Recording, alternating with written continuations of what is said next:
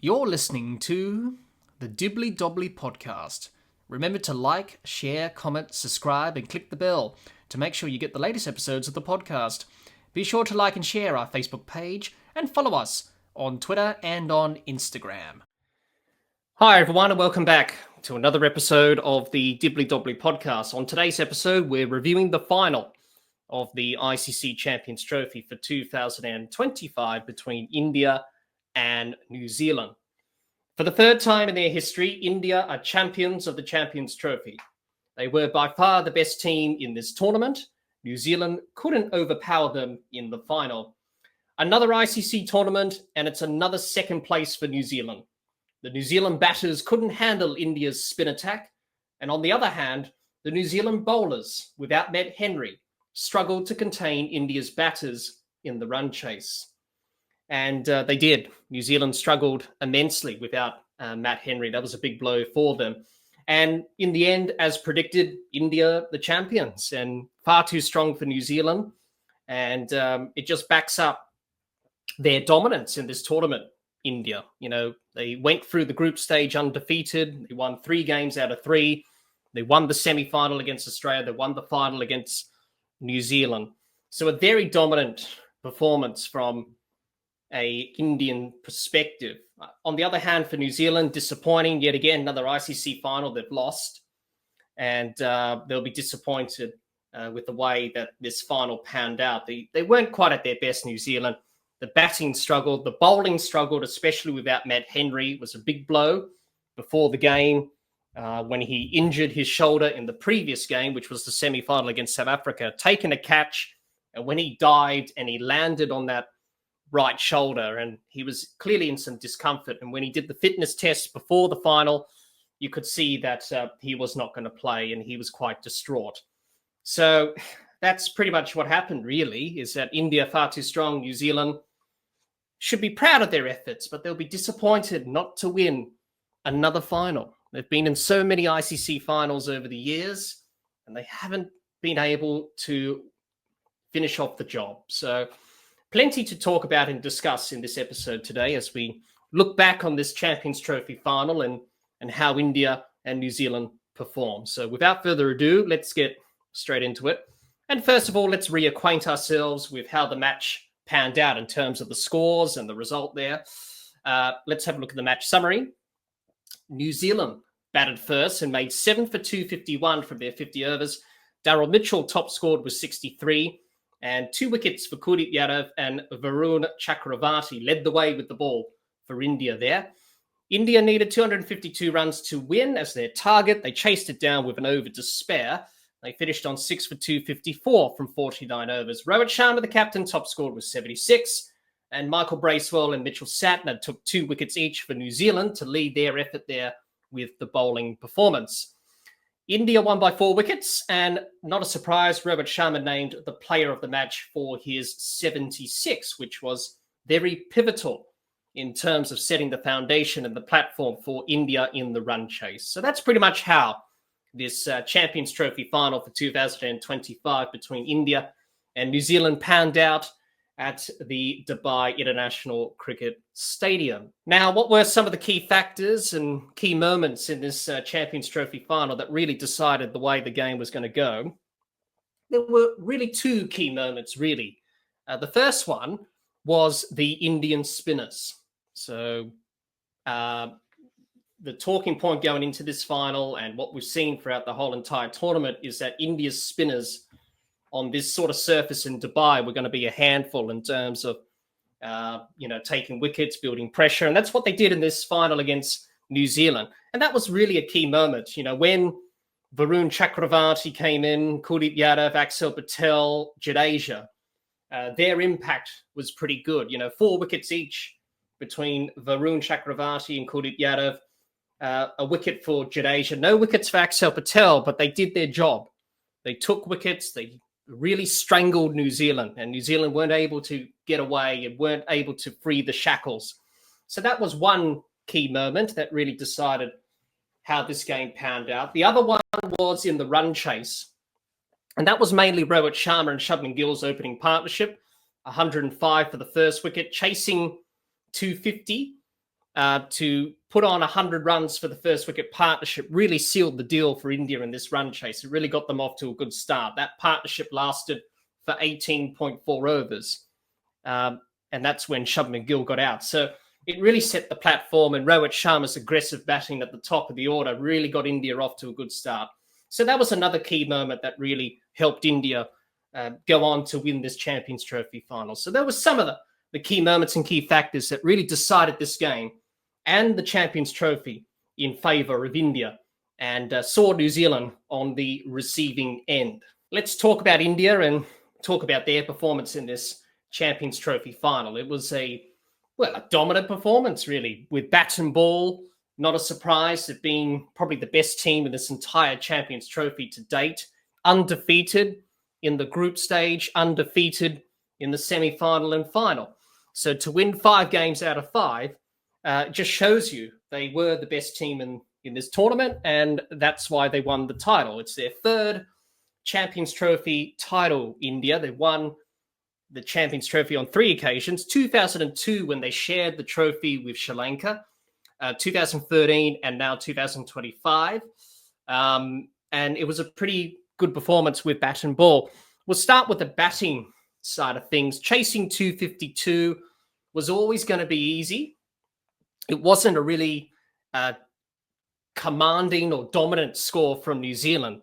In the end, New Zealand did well to get to 251 in the end because they were in trouble early on at 3 for 75 in their innings. So chasing 252 wasn't going to be a problem for India, really. The pitch was pretty good. The New Zealand spinners were effective. They got some turn, but really the Indian batters really held their nerve. So they chased it down with ease, kept the required run rate in check. It was sort of a carbon copy of the run chase in the semi-final against Australia, where one big partnership or two got them over the line, and they kept the required run rate in check. And mainly that was set up by Rohit Sharma and Shubman Gill and their foundation partnership, the first wicket partnership, 105. When you're chasing 251 in a final, it's very important to get off to a good start. They got off to a good start. Rohit Sharma and Gill, opening partnership, as I mentioned, 105 for the first wicket, really set the platform and foundation for India. And they were able to target the New Zealand bowlers. New Zealand didn't have Met Henry, and that was a big blow for New Zealand. Not having Henry in the bowling attack, therefore Jamieson, O'Rourke and Smith were targeted by Rohit Sharma and Gill in that partnership, which lasted 18.4 overs until Mitchell Satner broke the partnership when he got rid of Gill, caught by Phillips, which was an amazing catch at extra cover. One-handed, not a surprise to see that from Phillips again. So really that partnership really put the New Zealand bowlers on the back foot. Not having Met Henry was a big blow. So Rohit Sharma, Gill were going to be aggressive. Rohit Sharma was the aggressor in the partnership. Shubman Gill didn't have much of the strike. It was pretty much Rohit Sharma that dominated the strike in the opening partnership. But he wanted to really put the foot down and say, right, let's go after them in the first 10 overs of the power play, and they did.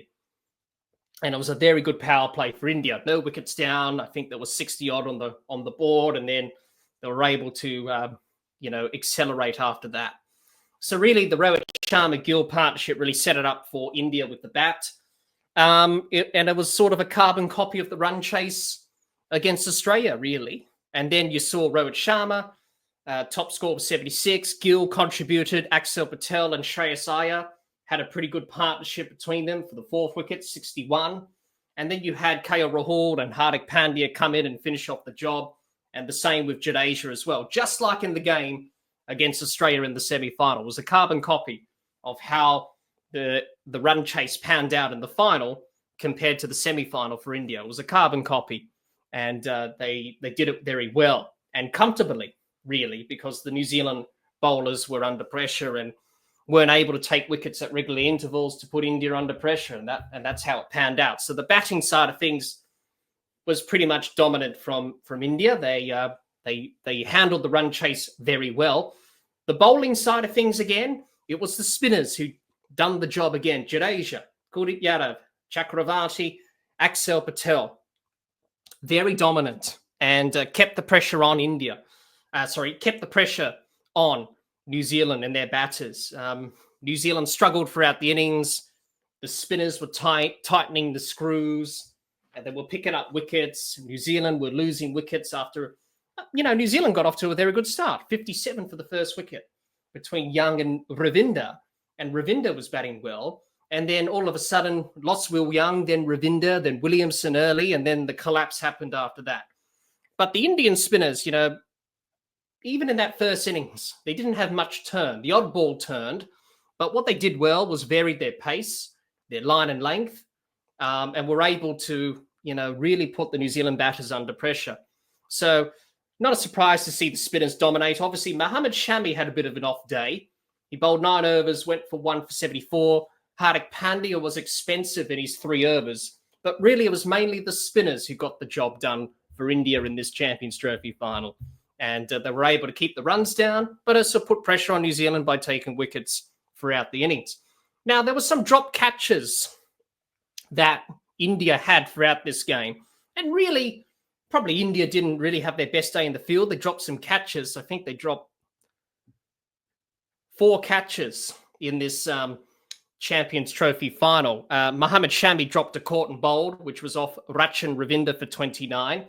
Shreyas Iyer dropped Rachin Ravinder on 31. That was off the bowling of Chakravarti. And then Rohit Sharma dropped Daryl Mitchell on 40, and that was off the bowling of Axel Patel. And then Shubman Gill dropped Glenn Phillips on 28, and that was off the bowling of Jadeja. But really, those drop catches didn't really cost India much, really, because Rachin Ravinder only made 37, Phillips made 34, Daryl Mitchell went on to make 63, but it was a bit of an ugly innings from him. So it didn't really cost India all that much, really. But from their high standards in the field, they would have liked to take those catches. But there were some catches that were difficult in that package of drop catches. So you have to take that into consideration. But they dropped a few catches in the field. But they're generally a very good fielding side, India. So apart from that, the bowling was pretty much good, dominant.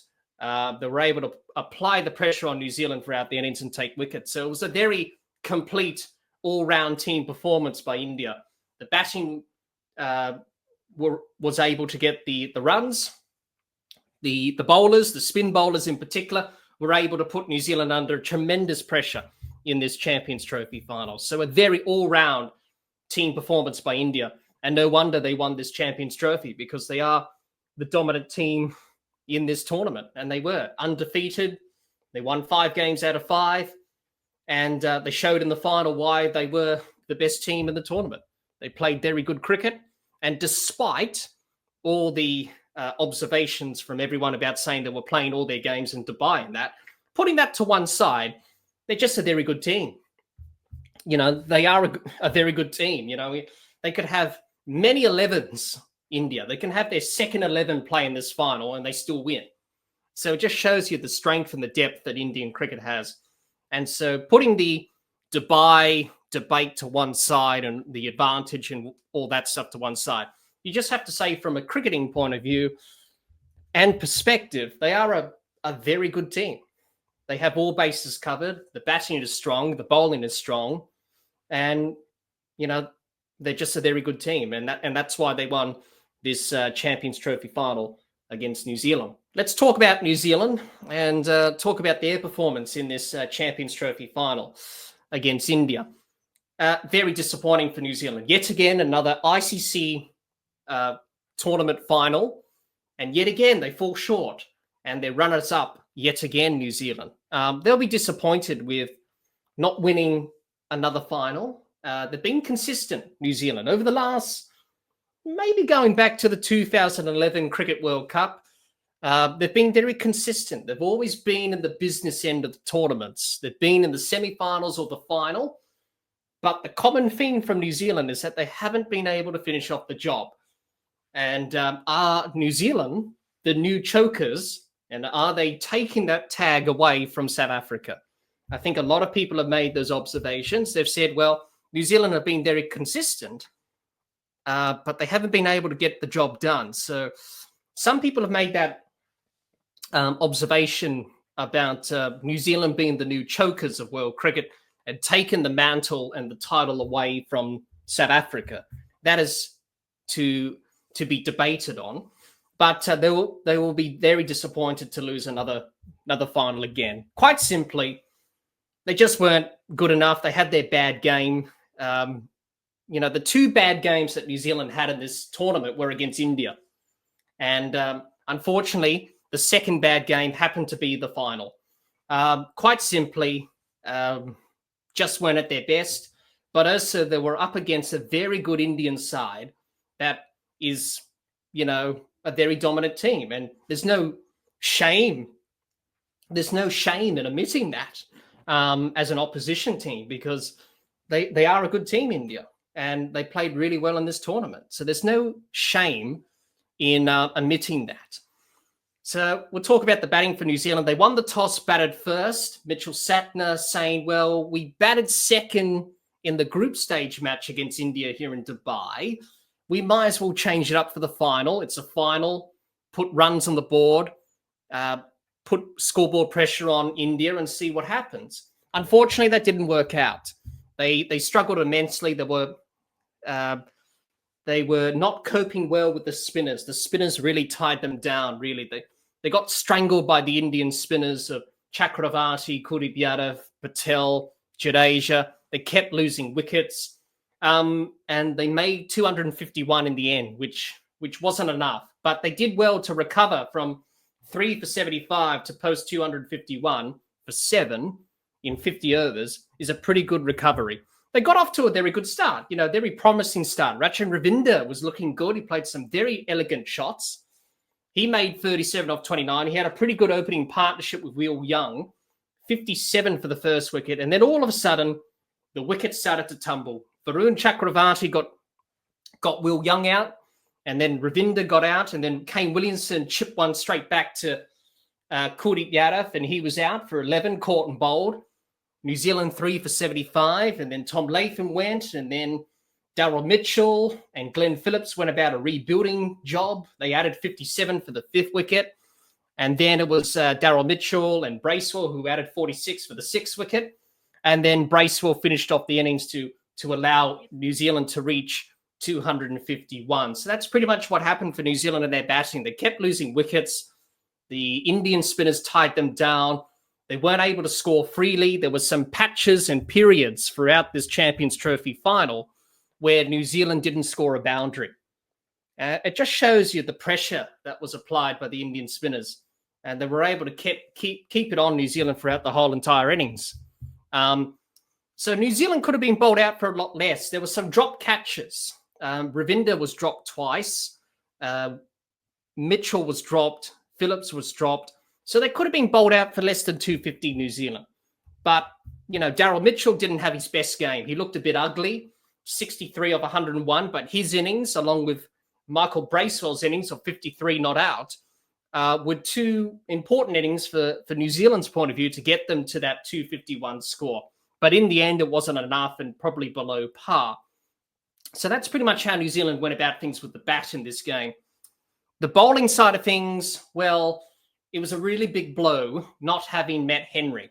Now, Matt Henry is a very good bowler, as we know. He's quality. You're going to get good line and length and consistency from him. But that was a big blow for New Zealand, and their chances of trying to keep India down in the bowling performance in the run chase.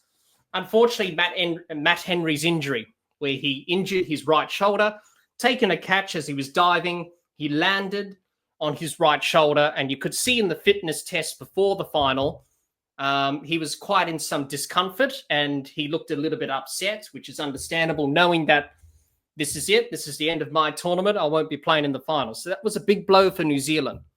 And that really put a lot of pressure on Kyle Jamieson, Will O'Rourke, and Nathan Smith.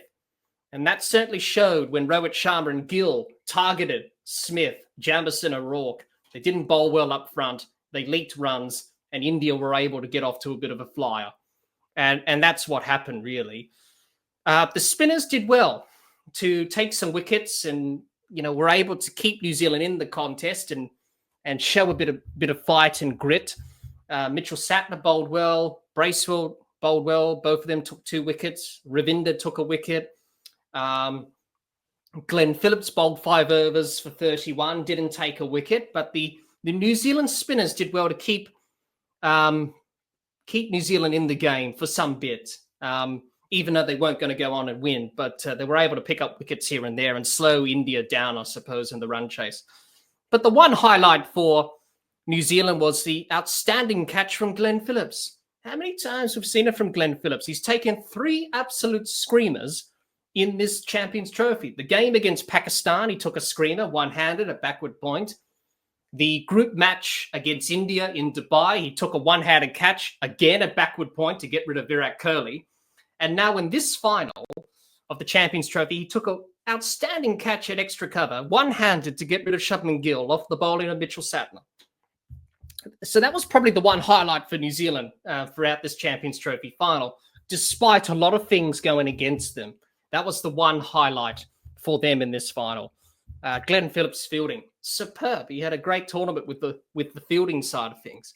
But apart from that, from New Zealand's point of view with the ball, it just didn't happen, really. They needed Matt Henry to provide stability, to provide a sense of consistency and good line and length that you will get from Matt Henry.